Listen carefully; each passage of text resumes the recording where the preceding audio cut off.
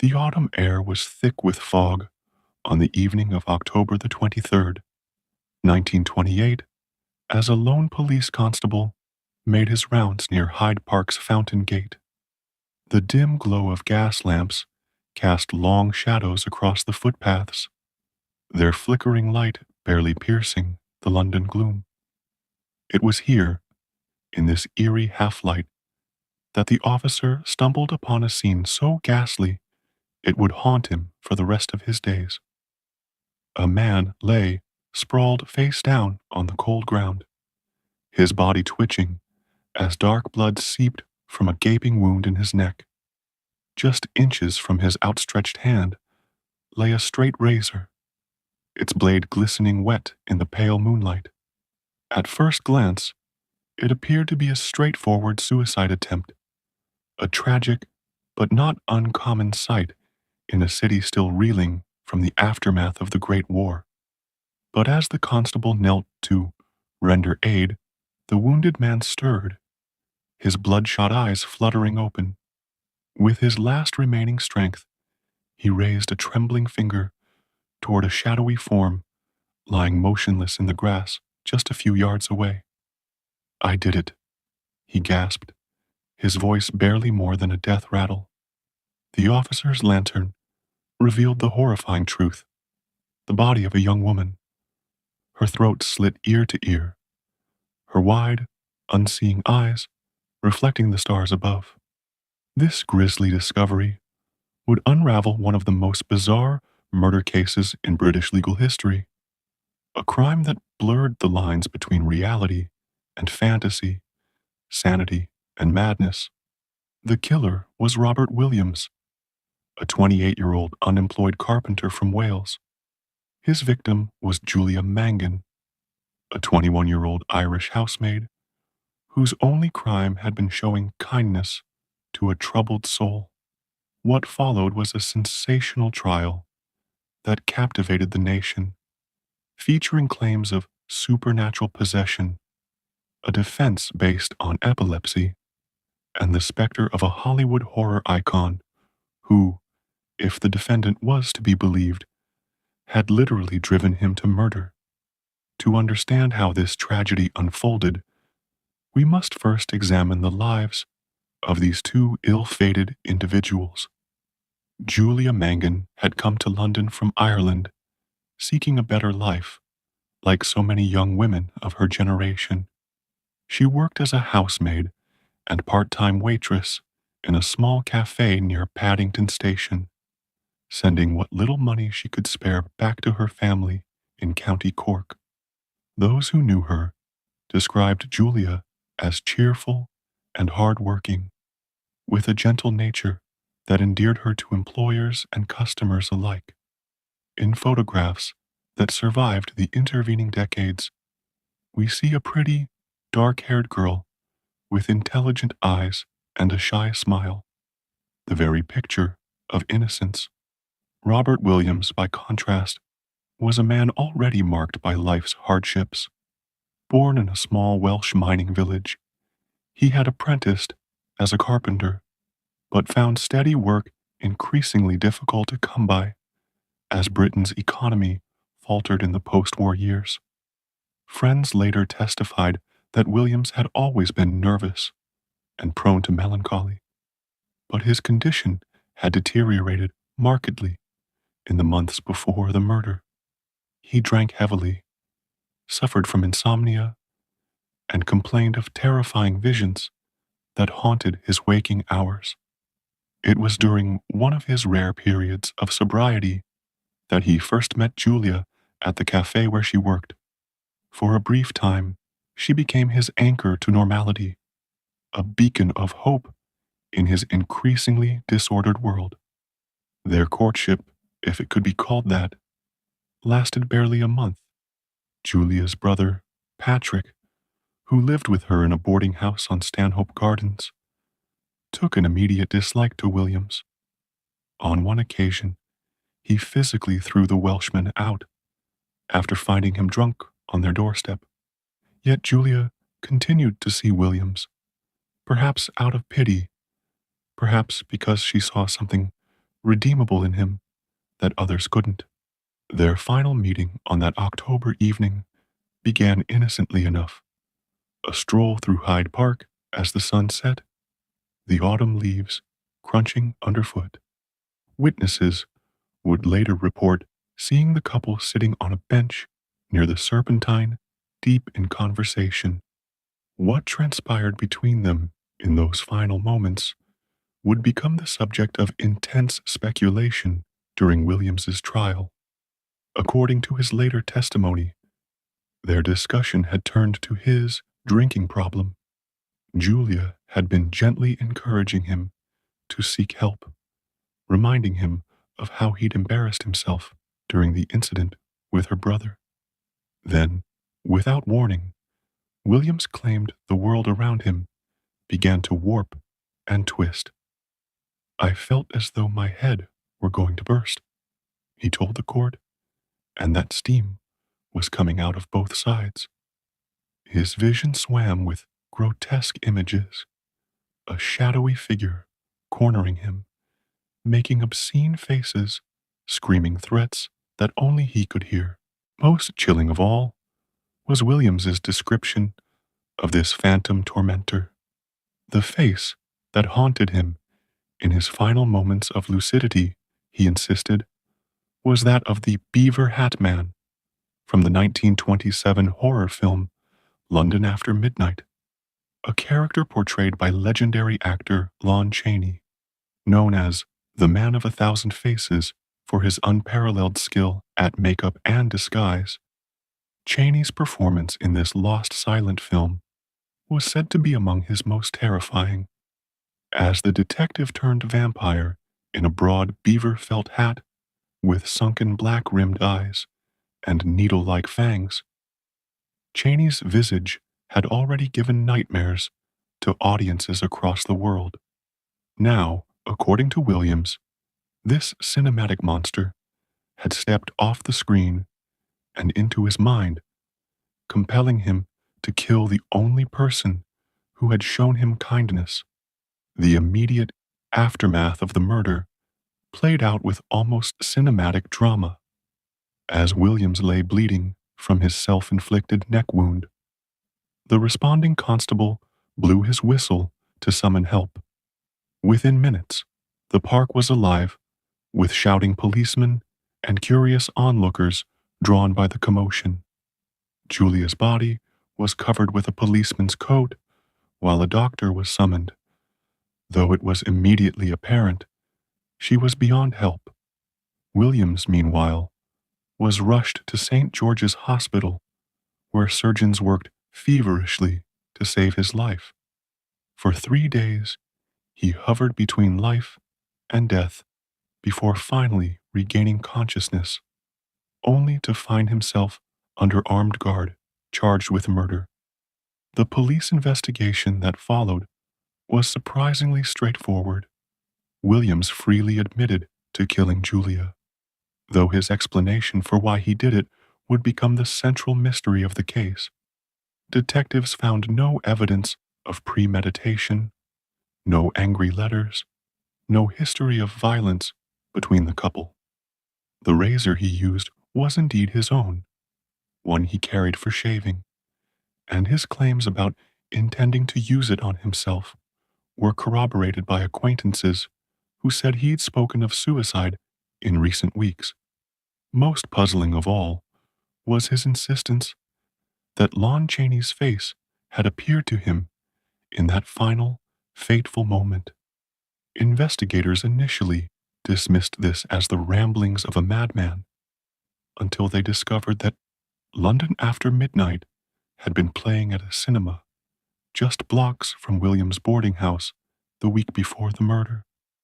At Williams' trial, which began at the Old Bailey in December 1928, the prosecution painted him as a jealous lover who had killed in a fit of drunken rage. They presented evidence of his alcoholism, his unstable employment history, and the testimony of Julia's brother about his previous violent outburst. The murder weapon itself, that ordinary straight razor, was passed among the jurors, its blade still stained with Julia's blood. It seemed an open and shut case of murder until the defense called their first witness, Dr. William Brown, a leading neurologist from King's College Hospital. Dr. Brown testified that Williams suffered from a rare form of temporal lobe epilepsy that could trigger what he called psychomotor seizures, episodes in which a patient might act violently while in a trance-like state, with no memory of their actions afterward. This condition, known at the time as epileptic automatism, had been documented in medical literature since the 19th century. Even more intriguing was Brown's assertion that certain visual stimuli, particularly flashing lights or stark contrasts of light and shadow, could trigger such episodes in susceptible individuals. The defense team then presented enlarged stills from London After Midnight, showing Chaney's terrifying vampire makeup with its extreme black and white contrasts. The prosecution countered with their own medical expert, Dr. Edward Reynolds of Bethlem Royal Hospital, who dismissed the epilepsy defense as fanciful. Reynolds argued that even if Williams did suffer from seizures, there was no evidence one had occurred at the time of the murder. He pointed to witness statements describing Williams's calm demeanor immediately after the attack and his clear recollection of events when questioned by police. The trial stretched on for weeks as these competing medical theories clashed in court, leaving the jury hopelessly divided. After 5 days of deliberation, they returned deadlocked, an extremely rare outcome in British courts at the time.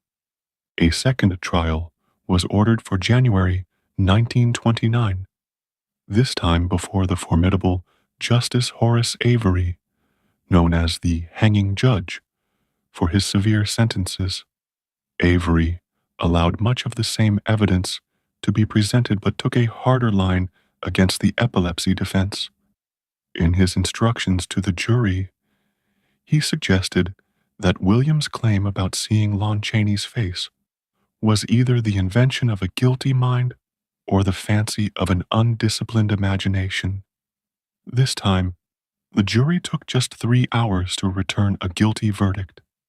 As the black cap was placed on Avery's head to pronounce the death sentence, Williams reportedly showed no emotion, staring blankly ahead as if still trapped in some private nightmare.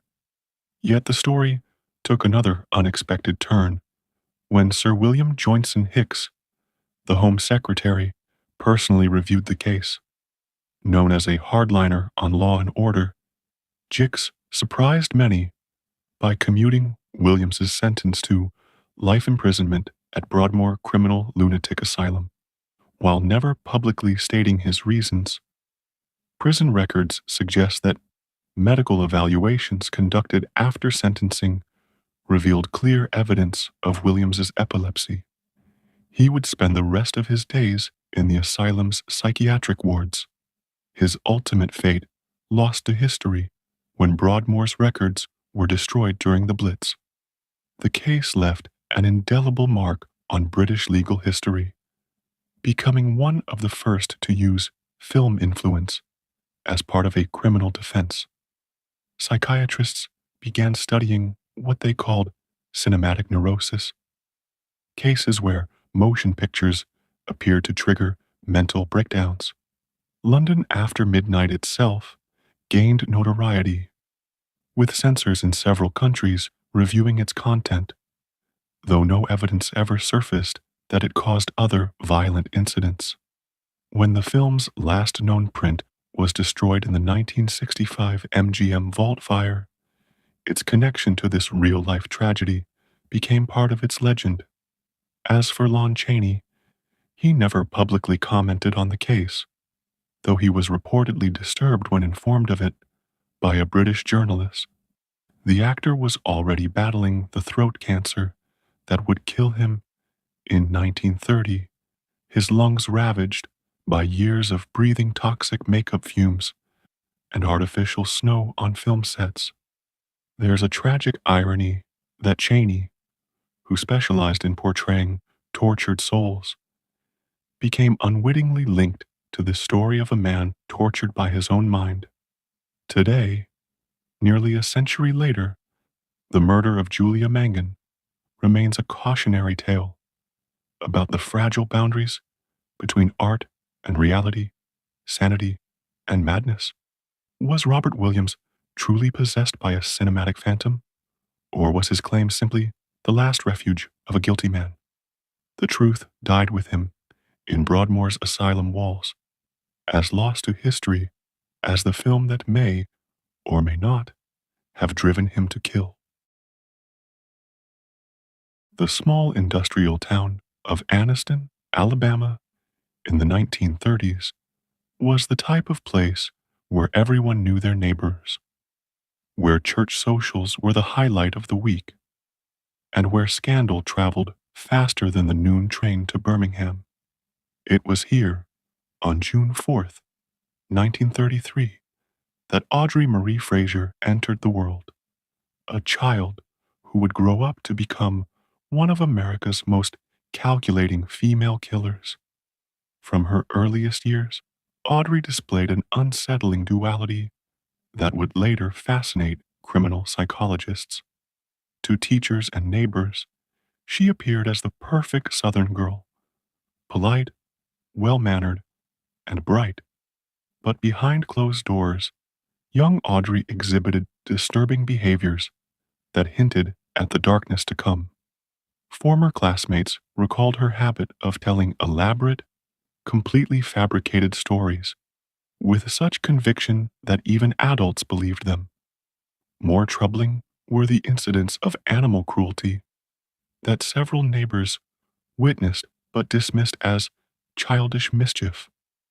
At age 17, Audrey married her high school sweetheart, Frank Hilly, in a ceremony that seemed straight out of a storybook. Frank, a hard-working pipe fitter at the local foundry, was the epitome of post-war American masculinity, strong, dependable, and devoted to his family. For the first few years, their life together appeared idyllic. Frank worked long hours to provide for their growing family, while Audrey kept their modest home and cared for their two children, Carol and Mike. But by the mid-1960s, cracks began appearing in this perfect facade. Audrey developed extravagant tastes that far exceeded Frank's blue-collar salary. Department stores across 3 counties knew her by name as she wrote bad check after bad check, always promising payment was coming next week. When local businesses finally cut her off, Audrey found another way to fund her spending. She began systematically seducing her various employers, trading sexual favors for promotions, raises, and under-the-table cash payments. Former co-workers at the Anniston Medical Clinic, where Audrey worked as a receptionist in 1972, later told investigators about her shocking behavior. She'd disappear into the doctor's lounge for 20 minutes and come out with $100 in her pocket, one nurse recalled. We all knew what was happening, but in those days, nobody dared say anything. As Frank worked increasingly brutal overtime shifts to pay off Audrey's mounting debts, their marriage became a pressure cooker of resentment and suspicion. Friends noticed Frank's health deteriorating. The once robust tradesman now looked gaunt and exhausted. Then, in the summer of 1975, Frank began experiencing mysterious symptoms that would mark the beginning of the end. The first signs appeared in June 1975, when Frank Hilly started complaining of severe stomach pains and nausea. At first, he dismissed it as indigestion from the greasy diner food he often ate during lunch breaks. But when the symptoms persisted for weeks, Audrey insisted he see a doctor at the clinic where she worked. Initial tests suggested hepatitis, though the doctors noted some unusual aspects to Frank's condition. His skin had taken on a strange, yellowish pallor, and he complained of a persistent metallic taste in his mouth, classic signs of heavy metal poisoning that were overlooked at the time. Audrey played the role of concerned wife perfectly, bringing Frank homemade chicken soup and sitting vigil at his bedside as his condition worsened. Behind the scenes, investigators would later learn Audrey was conducting her own macabre research. A librarian at the Anniston Public Library recalled Audrey spending hours in the medical reference section, carefully studying books about toxicology and poison symptoms. She checked out multiple volumes on arsenic poisoning, telling the librarian she was researching a mystery novel. By July, Frank was bedridden, suffering from violent vomiting episodes and excruciating abdominal cramps. Audrey refused to hospitalize him, insisting she could care for him better at home. Neighbors later reported hearing Frank's agonized moans through the thin walls of their house, while Audrey maintained a eerily calm demeanor during her rare appearances outside. The final days were the worst. Frank's hair began falling out in clumps, and he developed painful lesions on his hands and feet. When he finally succumbed on August 19th, 1975, the death certificate listed natural causes, a conclusion that seemed reasonable given Frank's known hepatitis diagnosis and the lack of any obvious foul play. But just 3 months before Frank's death, Audrey had taken out a $31,000 life insurance policy on her husband, equivalent to nearly $170,000 today. The insurance investigator noted some irregularities, but ultimately approved the payout, giving Audrey immediate access to more money than she'd ever had before. With Frank gone and the insurance money in hand, Audrey's behavior grew increasingly erratic and disturbing. She began lavishing expensive gifts on her children one day, then screaming at them for minor infractions the next. Her son Mike, then 18, joined the army partly to escape the toxic environment at home. But it was Audrey's daughter, Carol, who would become her next target. Now, 20 years old and engaged to be married, Carol had begun asking uncomfortable questions about her father's sudden death. She'd found strange receipts for arsenic-based pesticides in her mother's desk and noticed Audrey had been researching poison symptoms in medical books. Then, in early 1977, Carol began experiencing eerily similar symptoms to those that had killed her father. Violent stomach cramps sent her to the emergency room multiple times. She developed numbness in her extremities and suffered terrifying episodes of partial paralysis. Doctors initially diagnosed multiple sclerosis, but Carol's fiancé grew suspicious when he noticed Audrey always insisted on preparing Carol's meals personally. The breaking point came when Carol was hospitalized with seizures so severe they left her temporarily blind. A toxicology screen revealed shocking levels of arsenic and other heavy metals in her system. When confronted, Audrey spun an elaborate story about Carol accidentally ingesting rat poison, but the timeline didn't add up. Carol's symptoms had been building for months. As authorities began investigating, Audrey executed her most audacious scheme yet. In March 1979, she told neighbors she was traveling to Texas for experimental cancer treatment. She disappeared completely, leaving her children to believe she might be dying. Months later, a man calling himself Robbie Hannon contacted the family with devastating news. Audrey had succumbed to leukemia. The family held a memorial service, unaware they were victims of an elaborate hoax. While her family mourned, Audrey was very much alive and already crafting a new identity in Florida. Using forged documents, she became Robbie Hannon, a grieving widow who claimed to have lost her husband in a tragic boating accident. Her transformation was so complete that she even secured a marriage license with an unsuspecting man named John Homan. The marriage didn't last, but it gave Audrey time to refine her backstory and establish new documentation. By 1980, she had disappeared again, this time resurfacing in New Hampshire as Terry Martin, a name she'd stolen from a gravestone in a Florida cemetery. Working at a small printing press, Audrey built a reputation as a quiet, hard-working woman who occasionally spoke of her supposed amnesia. For 3 years, Terry lived under the radar, carefully maintaining her cover story.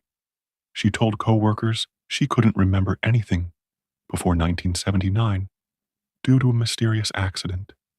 When pressed for details, she would tear up and change the subject, a performance so convincing that several coworkers took up collections to help pay for her supposed medical bills. But in late 1982, Audrey's lifelong arrogance finally betrayed her. A bad check written at a Manchester department store triggered a fraud investigation that slowly led authorities to connect Terry Martin with the wanted fugitive Audrey Hilley. The arrest in the book press parking lot on that freezing January day in 1983 marked the beginning of the end. Audrey's calm demeanor during interrogation unnerved even seasoned investigators.